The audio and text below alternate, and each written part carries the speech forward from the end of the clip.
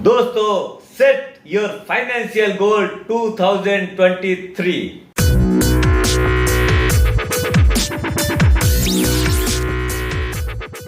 सुप्रभात दोस्तों, आप सभी का एसके हेल्थ एंड वेल्थ में स्वागत है। दोस्तों, नया फाइनेंशियल ईयर 23 स्टार्ट हुआ है।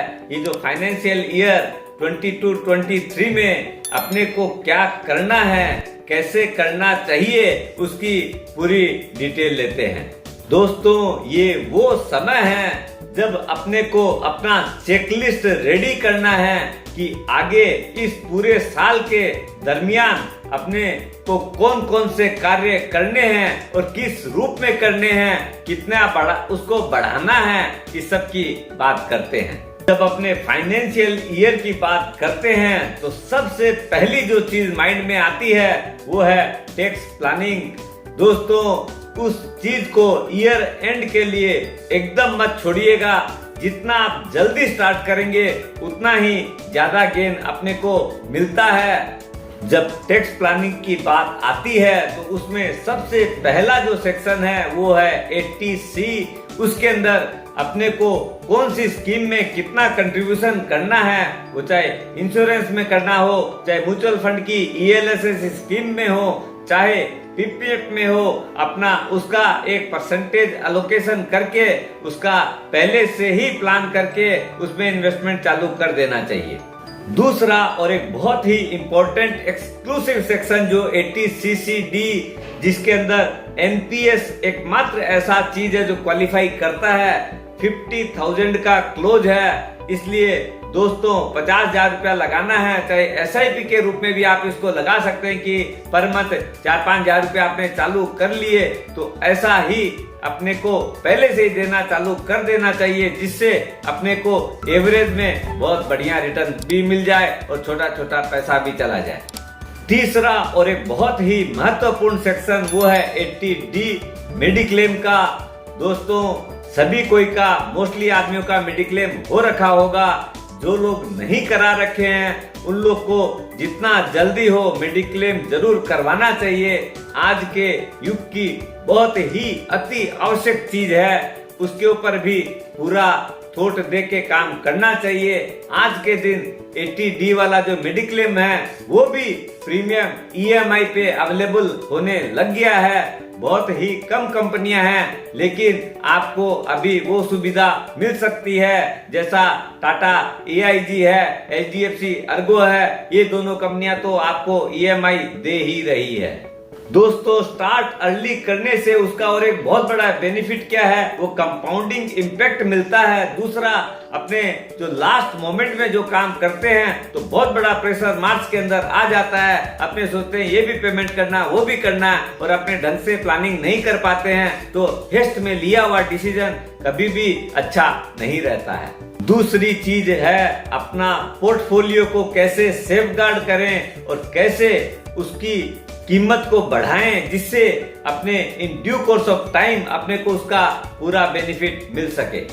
जब पोर्टफोलियो की बात आती है तो एसेट अलोकेशन की भी बात आती है।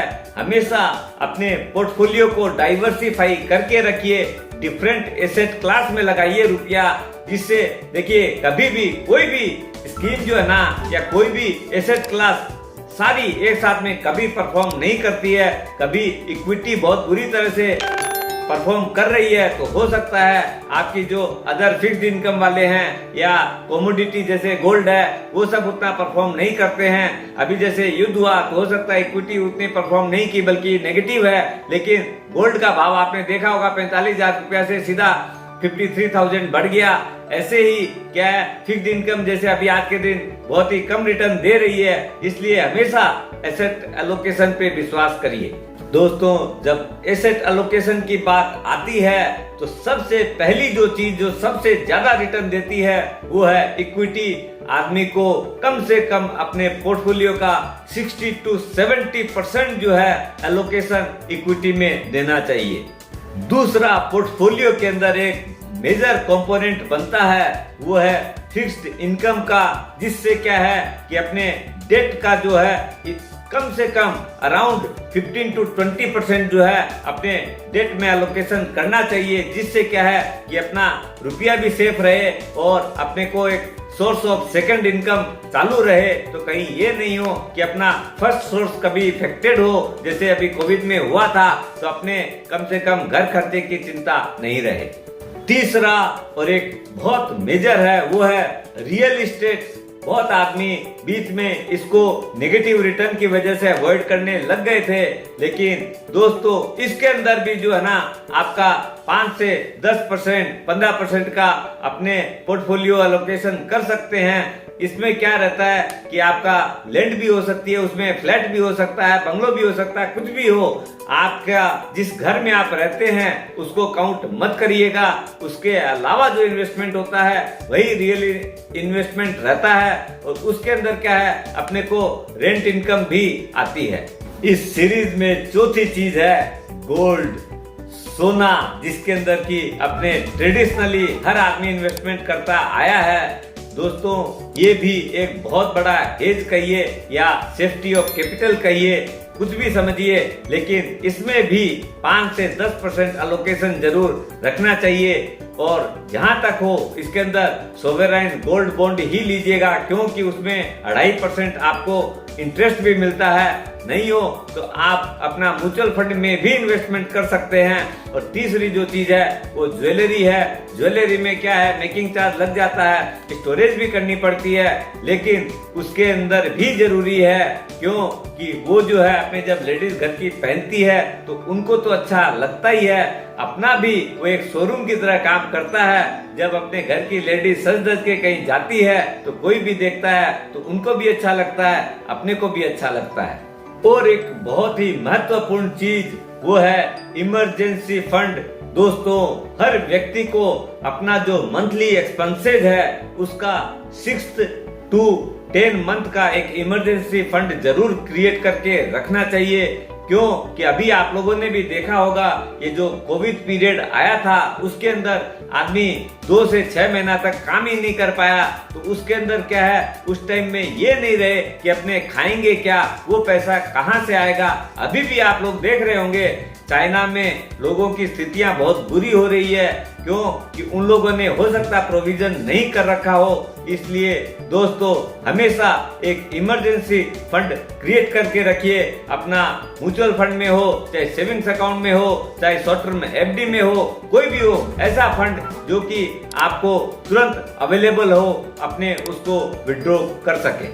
अब और एक महत्वपूर्ण चीज वो है पोर्टफोलियो जो अपने एलोकेशन किए हैं, लेकिन उसको ऐसा बात नहीं कि एक बार कर दिया और छोड़ दिया। दोस्तों उसका review of portfolio regularly is very much needed. कम से कम 6 महीना में एक बार, नहीं तो साल में एक बार जरूर अपना पोर्टफोलियो का रिव्यू होना चाहिए। क्यों कि रिस्क का जो है ना उसमें हर समय चेंजिंग होती रहती है। ये जो पोर्टफोलियो का जब रिव्यू होता है, समझ लीजिए आपने सोचा था कि मेरा जो अमाउंट है उसका 60 to 65% मैं इक्विटी में रखूंगा, अपना फिक्स्ड इनकम में समझ लो 20-25% है, गोल्ड में 5 to 10% है। लेकिन अब जब वैल्यूएशन वाइज क्या है वो रेशियो चेंज होता रहता है। समझ लो अपना जब कोविड पीरियड 2020 के अंदर आपने देखा होगा आपका इक्विटी एलोकेशन जो 60% था, तो आपका पोर्टफोलियो में जैसे इतना बड़ा जो ड्रास्टिकली डाउन हुआ था तो हो सकता है वो 30% पे आ गया हो। तो उस टाइम में अपने को इक्विटी में इन्वेस्टमेंट बढ़ाना चाहिए। अभी जैसे गोल्ड में हो सकता है आपका जब बहुत बड़ा एप्रिसिएशन आ गया तो उसका एलोकेशन हो सकता है आप देखेंगे अचानक से 15 से 20% हो गया। तो ये सब जो है ना realign of the portfolio is very much needed, क्योंकि ये समय के साथ जो व्यक्ति नहीं करता है उसके लिए कभी कभी तकलीफ का विषय बन जाता है। दोस्तों आदमी सब कुछ करता है लेकिन एक बहुत ही महत्वपूर्ण चीज को भूल जाता है, वो है मनुष्य की सेकेंड इनिंग्स यानी रिटायरमेंट लाइफ। वो कैसी हो, उस टाइम में उसका क्या रहे और अपना स्टैंडर्ड ऑफ लिविंग जो आज के दिन अपने मेंटेन करते हैं उससे भी बेटर अपने जीवन जी सके, उसकी प्लानिंग करना। जब अपने पोस्ट रिटायरमेंट की अगर बात करते हैं तो सबसे पहले चीज जो माइंड में आती है वो इंश्योरेंस आती है। LIC जो कि लॉन्ग टर्म पॉलिसीज अपने को इश्यू करती है, उसके अंदर अपने को रेगुलर फ्लो ऑफ फंड बना रहे, वो अपने को पहले से प्लान करना चाहिए। LIC में अपने ऐसे भी प्लान कर सकते हैं कि हर साल एक एक पॉलिसी मैच्योर हो, कि अपने रिटायर एंड एंजॉय वाली प्लानिंग कर सकें, जिससे अपने को टैक्स फ्री रुपया हर साल अपने हाथ में भी आ जाए और प्रीमियम जो है उसका कोई वजन नहीं रहे। और दूसरी ओर एक उसमें महत्वपूर्ण चीज रहती है, वो है एन्युटी की इनकम। जैसे आज के दिन अपने को जीवन शांति पॉलिसी में मिलती है, वो 99 ईयर का प्लान है। अपने चाहें तो pension monthly, quarterly, half yearly, yearly कैसे भी चूज कर सकते हैं। आज के दिन जो अपने पॉलिसी करेंगे उसमें आज समझ लीजिए आप 45 इयर्स के हैं, आप नेक्स्ट 15 साल तो ऐसे भी कमाने वाले हैं, तो उसको डेफर्ड इनकम में कन्वर्ट कर दीजिए। मेरे को जो पेंशन आनी है वो 60 इयर्स के बाद स्टार्ट हो, क्योंकि अभी तो मेरी खुद की रेगुलर इनकम आ ही रही है। तो आप देखेंगे ऊपर में एज आई है 11 से 12% का आपको एश्योर्ड रिटर्न लाइफ लॉन्ग मिलता रहेगा। दूसरा जो प्रोडक्ट इस कैटेगरी में क्वालिफाई करता है वो है NPS नेशनल पेंशन स्कीम। आज के युग की, आज की गवर्नमेंट की सबसे बड़ी देन आज के आदमियों के लिए, क्यों कि आगे जाके इसके अंदर आपको एक रेगुलर इनकम ऐसी मिलती है। इसमें भी आप जब 60 प्लस के होते हैं तो आप एक बहुत बड़ा चंक ऑफ द फंड 60% तक वो आपका जो फंड क्रिएट हुआ है उसको कम्यूट कर सकते हैं, यानी टैक्स फ्री वो रुपया विड्रॉ कर सकते हैं। दूसरा, आप चाहो तो 40% या पूरे फंड या और आपकी जो रेशियो मन हो उस फंड को रख के आप रेगुलर इनकम प्राप्त कर सकते हैं और अपने जीवन का आनंद ले सकते हैं। तीसरी और एक बहुत महत्वपूर्ण योजना वो है PPF। PPF एक ऐसा प्रोडक्ट है, आज के दिन कोई आदमी इसके बारे में बात करता नहीं है, क्यों कि इसके अंदर एजेंट लोगों को कमीशन मिलना बंद हो गया बहुत पहले से, इसलिए हर व्यक्ति को डायरेक्ट ही करना पड़ता है। और डायरेक्ट करने में क्या है, तकलीफें बहुत है, लेकिन फिर भी एक बहुत अच्छी स्कीम है। इसमें भी एक कुछ परसेंटेज अलोकेशन आप कर सकते हैं। चौथा प्लान अपने आज के दिन वो लोग म्यूचुअल फंड वाले लोग देते हैं। रिटायरमेंट प्लान भी है, पेंशन प्लान भी है। उसके अंदर क्या है, आपको रिटर्न PPF हो से NPS हो से बहुत ज्यादा मिलने वाली है, क्यों कि ये लॉन्ग टर्म में हमेशा इक्विटी आउट परफॉर्म करती है किसी भी डेट प्रोडक्ट के ऊपर। तो इसलिए इसमें भी कुछ पार्ट, भले ही 15, 20, 25% पैसा ही हो, इसमें जरूर अलोकेट करना चाहिए, क्यों कि in the long run inflation को अगर बीट करना है तो आपको इक्विटी आपके पोर्टफोलियो में रखनी ही पड़ेगी। दोस्तों, ये सब कुछ पॉइंट्स थे जो मैंने आपको डिस्कस किए हैं। आपको एक एक पॉइंट को टिक कर करके काम करना चाहिए, जिससे कि कोई पॉइंट छूट नहीं जाए। दोस्तों, स्वस्थ रहो, मस्त रहो और अपना फाइनेंशियल गोल सेट करो।